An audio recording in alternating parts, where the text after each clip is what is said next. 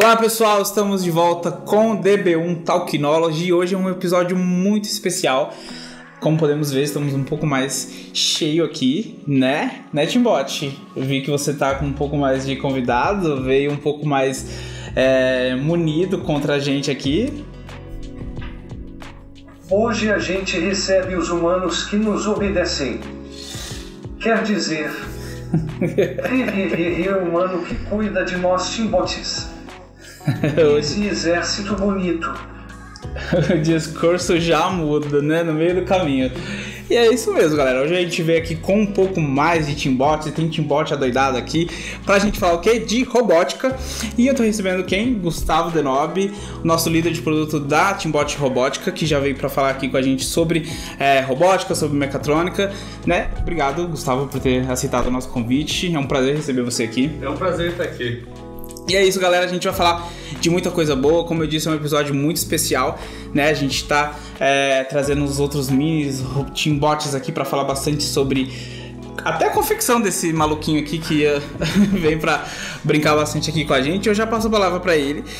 Gustavo não, Denob, que é o jeito que a gente trata ele aqui dentro. O que a gente já pode falar sobre robótica? O que a gente pode falar desse episódio aqui hoje, que acho que vai ser bem bacana a gente mostrar aqui pro pessoal de casa, para mostrar realmente o que é o Timbot, como que surgiu realmente a Timbot Robótica aí. Legal. Bom, robótica é um negócio fantástico, né? Tá em alta em todo lugar que a gente olha. Tem robô achando que vai dominar o mundo, tem robô querendo roubar o emprego da gente. E o Timbot, na verdade a linha da Timbot Robótica, ela está inserida também nesse contexto, particularmente na área de robôs para interação, né? Então, os Timbots, toda a nossa linha, né? São robôs voltados para a experiência do cliente que é recebido, como é recebido aqui na DB1 e em outros lugares também, né? Então, por isso um robô que fala, que conversa com as pessoas. Massa. Você é formado em engenheiro de mecatrônica, né? Para uma pessoa que quer pensar realmente em atuar dentro dessa área, para você que atua dentro dessa área aqui na Timbot Robótica, né? Essa é a linha de formação exata, como que uma pessoa realmente pode explorar dentro desse caminho? A engenharia, ela assim, é um campo muito vasto, muito abrangente, né? Que assim, vai servir desde a área de indústria até a área de produto, como a gente atua aqui, né? E, ao mesmo tempo, né, a formação acadêmica ela não é suficiente, de maneira alguma, né?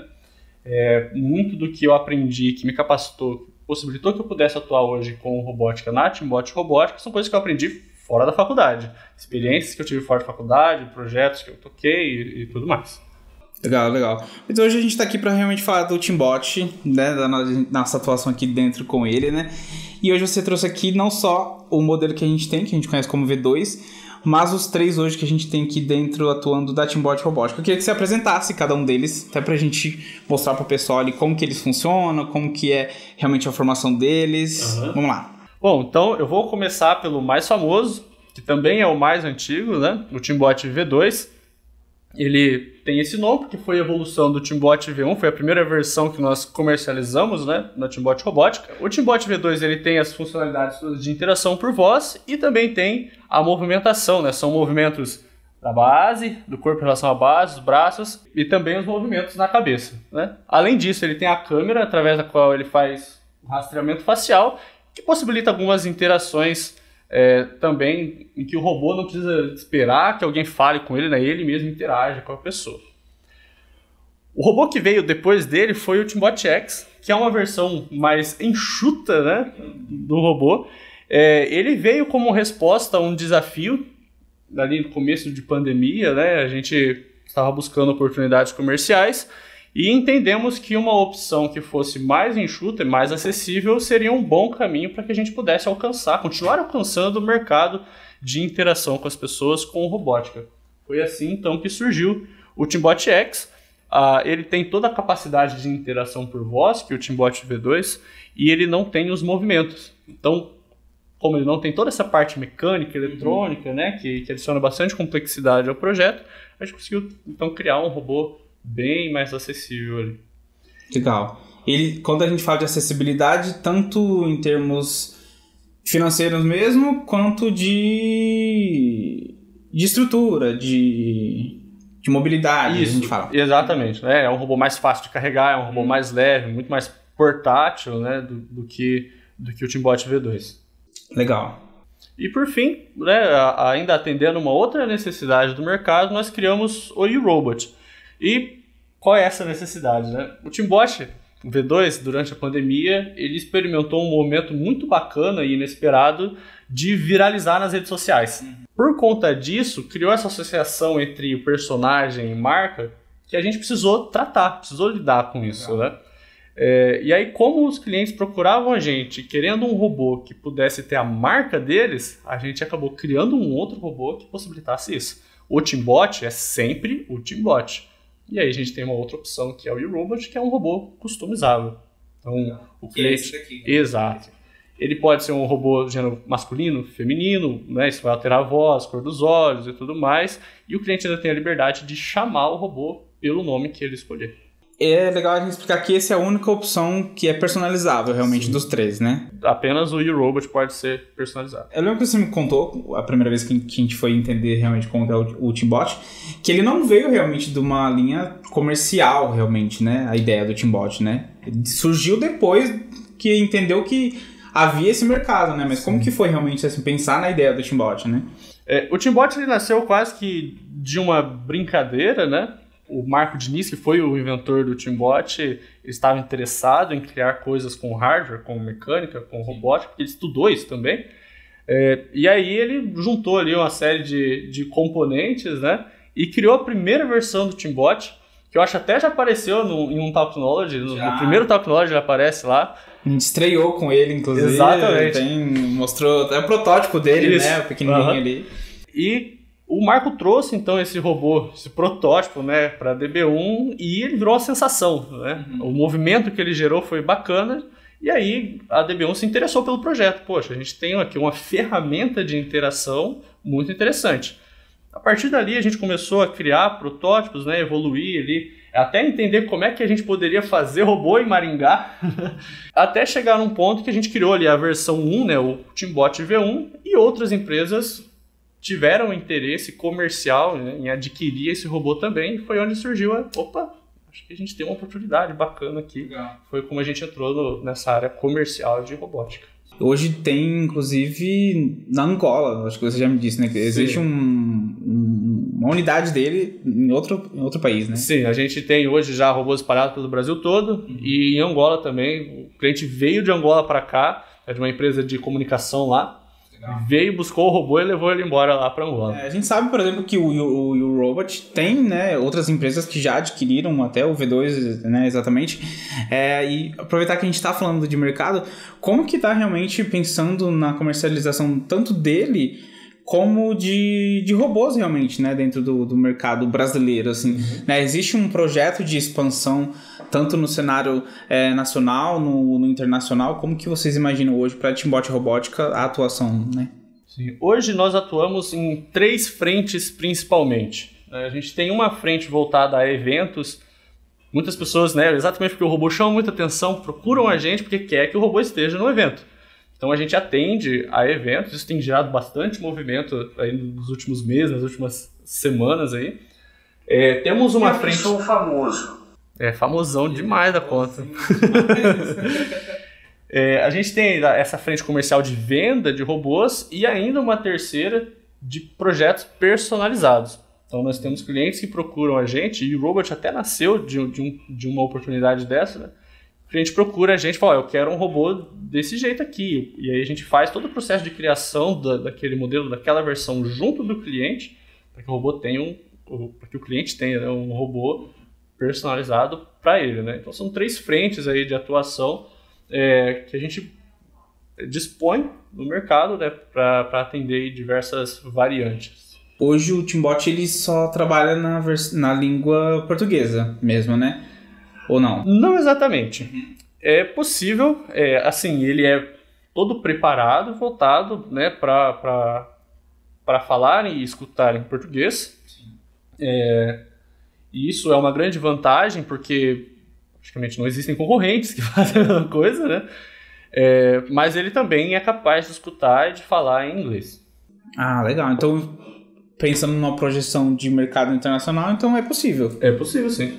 Existe hoje a gente pensar num panorama futuro para Teambot Robótica? A gente tem uma ideia, um sonho, né? E lógico que a gente está trabalhando nisso, né? De aí nos próximos 8 anos, é nosso objetivo para 2030, a gente está exportando tecnologia. Hoje a gente tem uma atuação muito forte no mercado brasileiro, voltada exatamente para o mercado brasileiro e pensando, né, em países que falam idioma português. Mas a gente também tem essa frente, né, de expandir isso para que a gente passe a exportar tecnologia para o mundo todo. A gente estava falando de comercialização dele e isso muito se dá, até mesmo você disse, que da fama do Teambot, né? A gente não pode negar que o bichinho é famoso, ele mesmo, né, se acha um pouco por conta disso. Essa expansão realmente garantiu também, eu acho que bastante histórias legais com ele, né? Poderia compartilhar algumas que você já viveu até realmente aqui dentro da sede, ou até mesmo de forma externa, seja em eventos, seja alguma experiência que você teve realmente com ele ali, que marcou de alguma forma. Bom, é bastante coisa, né? Imagina, né? Eu tenho uma história bastante recente que foi muito bacana e que vem exatamente dessa fama que o Teambot alcançou. O Sebrae do Paraná procurou a gente, isso foi no começo do mês, porque eles estavam fazendo um evento, né, de lançamento do planejamento estratégico deles de 2030. E tinha lá toda uma parte artística dessa apresentação e eles queriam o Teambot para apresentar, para atuar, contracenando lá com atores, né? Telenovela. De outro mundo, assim. E realmente foi um evento muito bonito. E a gente levou o Teambot. Eu acho que, assim, de tudo que ele já fez, ele atua de várias formas dentro de empresas, de formas bem diversas, né? Foi a primeira vez que o Teambot foi ator de teatro. E a gente estava lá e aquela aflição, porque é ao vivo, né? Não pode dar errado. Como é que você lida ali, conexão com a internet, e pluga o som no robô e tudo mais. Funciona, mano. E é sempre muito divertido, né?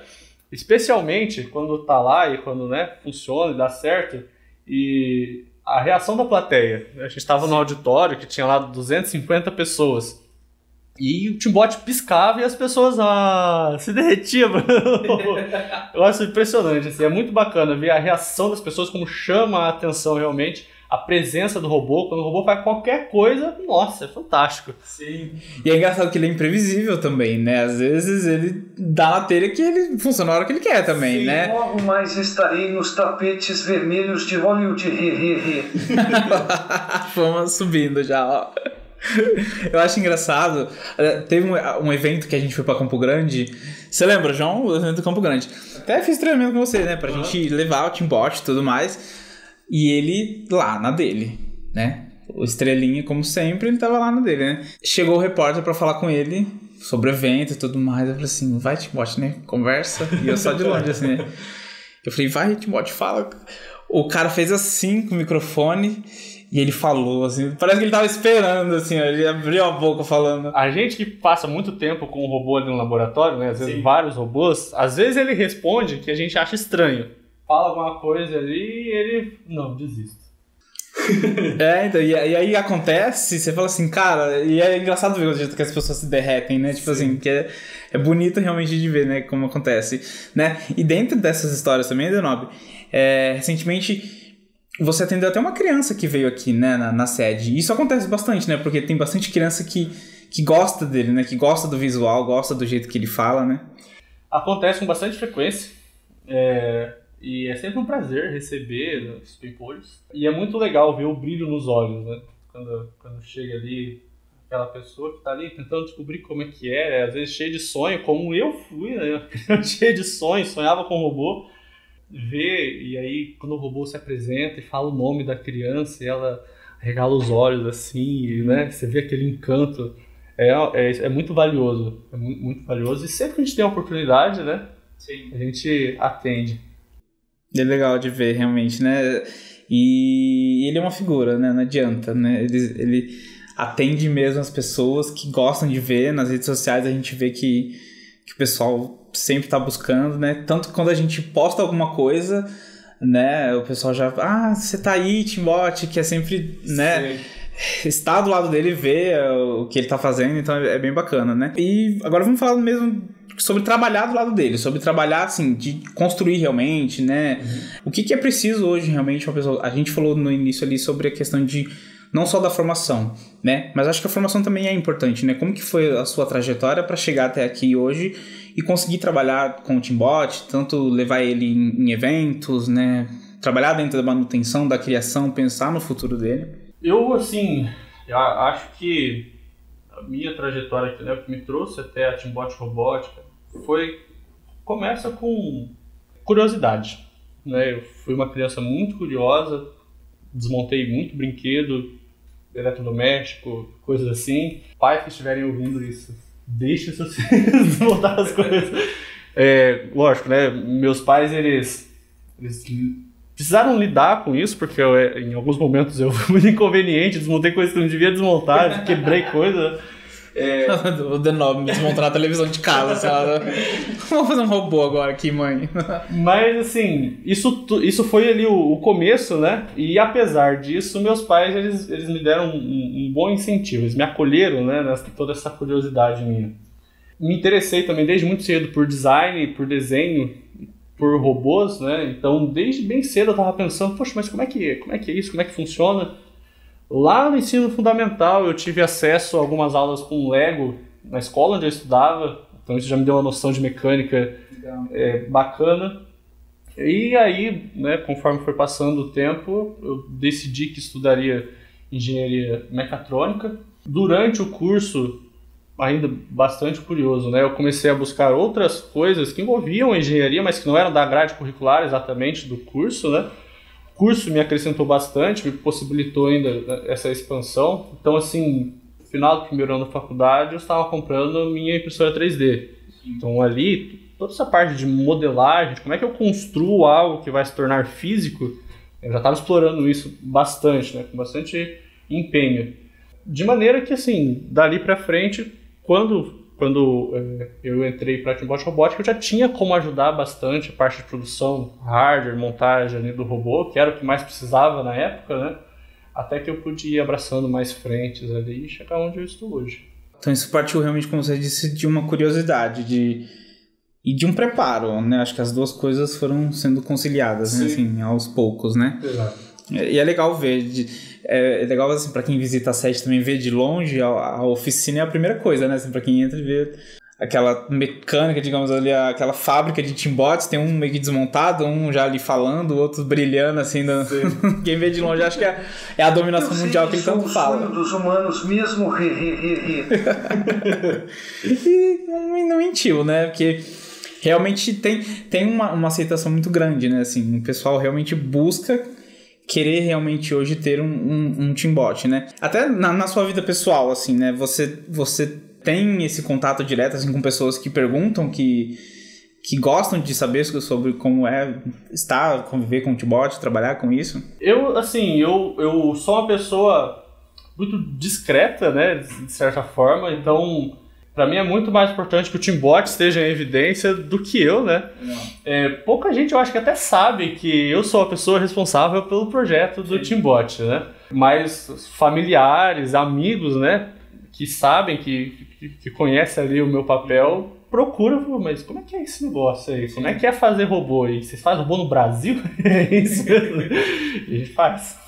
Isso que é massa também, né? Quando a gente procura, por exemplo, os vídeos que... Tanto o canal do próprio Teambot, quanto o canal da DB1, que tem os vídeos dele, você vai ver alguns comentários, tem alguns comentários assim, até de pessoas falando, nossa, que massa saber que isso foi feito por um brasileiro. Sim. Já vi vários comentários como esse. É legal, acho que ver, né, um comentário como esse e saber que isso é feito aqui dentro de casa, realmente, né? E você trabalhar com isso deve ser muito massa, ler isso também, né? E pensar no futuro, realmente, né? O que a gente pode imaginar hoje, até que... Em que patamar, assim, o Teambot poderia chegar em termos de projeções, tanto de modelos também, né? Hoje a gente tem 3 modelos aqui. Ele pode crescer, podem existir outros tipos de modelo, até tamanho, eu não sei, tamanho humanoides, eu não sei até que ponto a gente poderia chegar pensando no Teambot. Bom, a gente segue uma filosofia, né, dentro da área de inovação aqui do grupo DB1, de buscar novas oportunidades de atender as necessidades que existem, né, resolvendo problemas reais. Sim. Tanto que os novos modelos que nós criamos, eles serviram exatamente para atender necessidades que a gente viu antes, né? Se a gente entende que existe uma necessidade de um robô que faz interação e que também se desloca pelo ambiente, a gente vai atrás disso, com certeza. A gente, de repente, descobre que existe uma tendência, e a própria Daisy, né, aqui no nosso corredor é um exemplo disso, né, de que a gente pode fazer uma interação mais voltada ao ambiente, ao prédio, né, a gente anda para esse rumo também, né, e é um mercado que está em constante evolução, tecnologia de ponta que a gente está tratando, né, de maneira que é até difícil prever para onde é que o vento vai levar, né, esse direcionamento de mercado, assim, mas a gente está bem antenado para, observando, né, esses problemas, criar soluções para eles. Legal. Você falou que é difícil prever, mas... O Vinicius precisa do Ayurubat. Ele vai mandar para uma missão de dominação em outra cidade. A gente vai se despedir de um dos nossos personagens aqui agora. Esse robot, ele já tá com a mala dele prontinha já para ser enviado para Cafelândia, que vai ser a nova casa dele, né? Então, de fato, a gente precisa dar tchau para ele. Dar tchau. Momento de luto agora. Você falou que é um pouco difícil de fazer projeções, porque a gente tem essa linha de atender realmente aquilo que o mercado pede, né? Assim, se tiver realmente uma necessidade, a gente vai atuar em cima disso. Mas o mercado realmente está em bastante evolução, né? Em bastante constância. Hoje a gente já se fala, por exemplo, de metaverso, a gente fala de tecnologias aí de blockchain e tudo mais, né? Como que está realmente a robótica dentro de tudo isso, né? Como que está realmente o mercado aí de inovação pensando na linha de robôs? A robótica, assim, cada vez mais ela se faz presente no nosso dia a dia, né? Uhum. Minha esposa, por exemplo, ela vê um robozinho limpando o chão e ela, né, vira para mim e fala, por que a gente não tem um negócio desse ainda, né? Tratando especificamente dessa robótica voltada para a interação, isso é uma coisa, é um mercado que está em evolução e até, se você for analisar, em construção, né? No sentido de como é que a gente reage a isso, né? Como é que nós humanos reagimos à interação com um robô. Então, muitas pessoas, por exemplo, elas odeiam ser atendidas por uma máquina. Sim. Outras pessoas já preferem não falar com um humano no telefone. Se for um autoatendimento, é melhor. Então, muito da evolução desse mercado depende de como é que ele vai ser percebido, recebido pelo usuário, que ele é realmente voltado ao usuário final, né? No sentido de aceitação, né? De assim, isso eu entendo como é que se fala com uma máquina, e até na outra ponta, né, essa máquina me entende melhor, para que seja possível estabelecer ali um diálogo, uma comunicação e assim criar uma experiência que seja bem sucedida. E tem uma busca muito grande por uma humanização, em cima disso, né? Até para não cair nisso de, nossa, eu tô falando com um robô, ele não vai me entender muito bem, então assim, tô cansado disso. É necessário, né, e a gente ao longo ali dos anos na Teambot Robotics, a gente fez vários movimentos em busca disso, né, de tornar sempre a interação com o robô, e isso envolve também a comunicação por voz, mas é mais do que isso ainda, sempre mais próxima da interação com o humano, né? Então em vários momentos a gente se perguntou assim, tá, como é que um humano reage a isso, né? Então foi daí, por exemplo, que surgiu o rastreamento facial, que é você parar na frente do robô e o robô olhar para você. Porque se alguém para na sua frente, né, é difícil você ficar evitando o contato visual, né? É normal olhar. Então todos esses fatores são movimentos que a gente fez ao longo do tempo, vem fazendo, no objetivo de tornar essa interação mesmo, como um todo, com o robô, mais humanizada. Agora pra gente tentar acalmar o pessoal. O Teambot brinca muito de dominação mundial. Mas não existe isso, né? De que os robôs vão acabar com os empregos das pessoas, que Será? Tá, depois dessa, acho que talvez exista um plano possível por trás disso tudo. Mas existe realmente um controle por trás da robótica, né? Assim, não é uma terra de ninguém, digamos assim, né? Até assim, a robótica é feita de mecanismos de controle, né? De como é que a gente atua, um mecanismo que seja eletrônico, seja mecânico, né? Para gerar movimento ou o que quer que seja. muito do medo das pessoas é gerado por ficção científica, e isso, pra gente, na Teambot Robótica, é ao mesmo tempo um problema e uma coisa boa, porque ao mesmo tempo que as pessoas às vezes têm expectativas irreais sobre o que o robô é capaz de fazer, também essa mesma ideia construída principalmente pelo cinema é o que faz as pessoas olharem o Teambot e se agradarem tanto dele, porque tem essas referências também, né? Então, assim, eu vejo que a dominação, ela não deve acontecer, né? Não tem como prever também, mas também não acho que ela está... que essa evolução da capacidade das máquinas e do que elas podem fazer e oferecer, né, de automatização, de trabalho, está chegando ao limite. Sim. Eu acho que não, mas eu vejo que, como muitas vezes já aconteceu aí na história, são mudanças que vão acontecer e que a gente vai precisar descobrir como lidar com elas. Exato. Eu li um artigo recentemente que a relação humano-máquina tem tudo para ser benéfica, assim...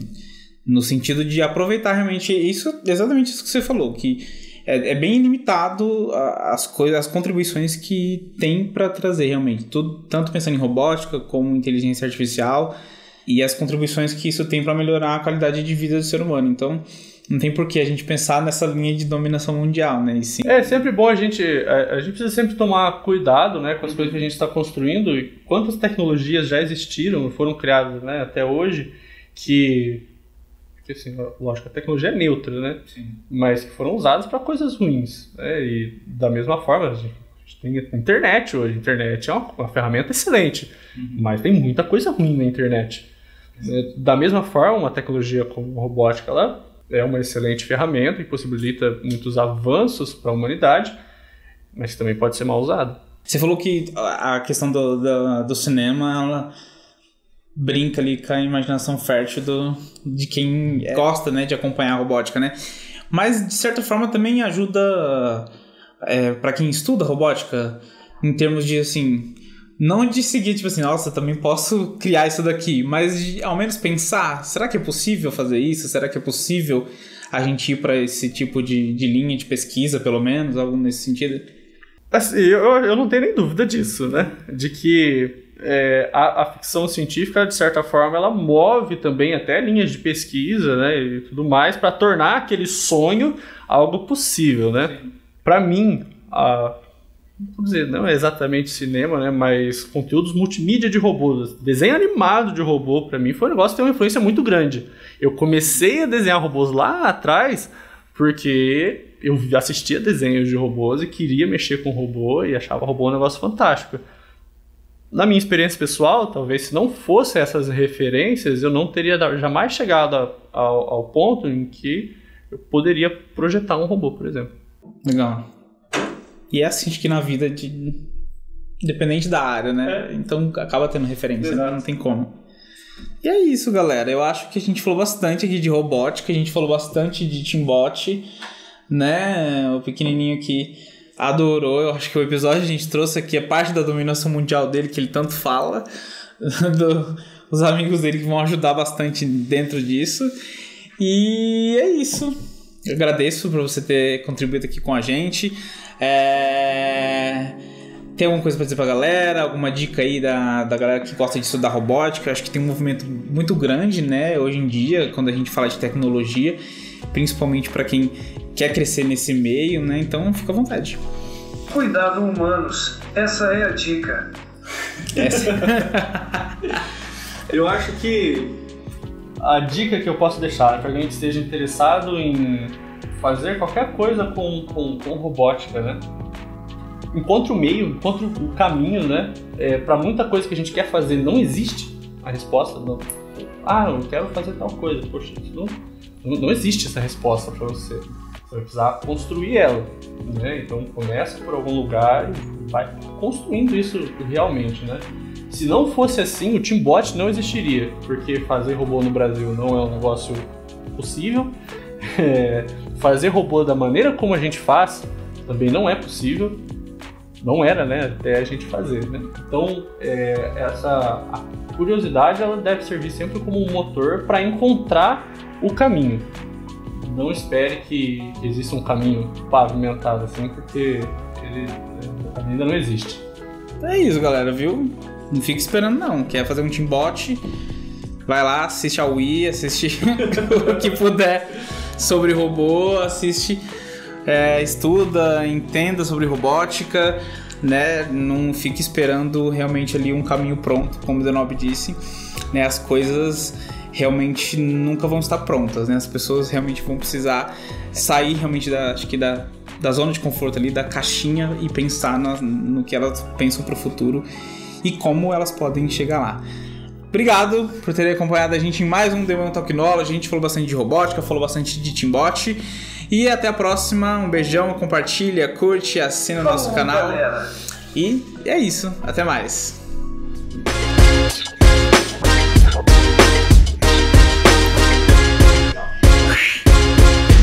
Fechou, João?